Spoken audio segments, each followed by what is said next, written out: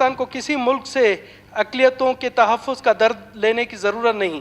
پاکستان کے آئین میں نہ صرف اقلیتوں کے حقوق کی ضمانت دی گئی ہے بلکہ پاکستان کی وفاقی اور تمام صوبائی اسمبلی میں ان کے لیے سیٹیں بھی مختص کی گئی ہیں۔ یہ عوام سفارتی سطح پر پاکستان کی مزید کامیابیوں کے لیے دعا گو ہے۔ جیسا کہ آپ کو معلوم ہے کہ گزشتہ دنوں امریکہ کی جانب سے یک طرفہ طور پر کہا گیا کہ پاکستان میں مذہبی اقلیتوں کو مذہبی آزادی حاصل نہیں۔ اس پر ہمارے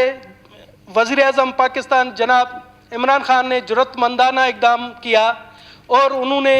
وزیر خارجہ کے تھرو وزارت خارجہ میں ان کے سفیر کو بلایا اور انہیں دو ٹوک موقف اختیار کیا کہ یہ بالکل یک طرفہ ہے، دنیا میں انہیں اور جگہوں پر نظر نہیں آتا، صرف پاکستان میں ہی نظر آتا ہے۔ حالانکہ پاکستان نے امریکہ کی وجہ سے کتنی قربانیاں دی، امریکہ کی وجہ سے ہم اب یہ جو جنگ جو ہم عذاب سہ رہے ہیں وہ امریکہ کی وجہ سے، مگر ان کا احساس نہیں۔ جب یہ دو ٹوک موقف پیش کیا تو مجبوراً امریکہ نے یہ چیز واپس لے لی، جس کے لیے ہم جناب وزیر اعظم پاکستان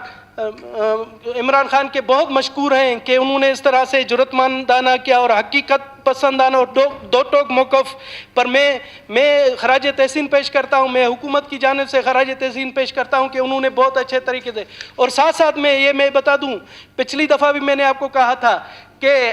ایز اے منارٹی میں بول رہا ہوں ایز اے منارٹی ہمیں کسی قسم کا یہاں پر کوئی بھی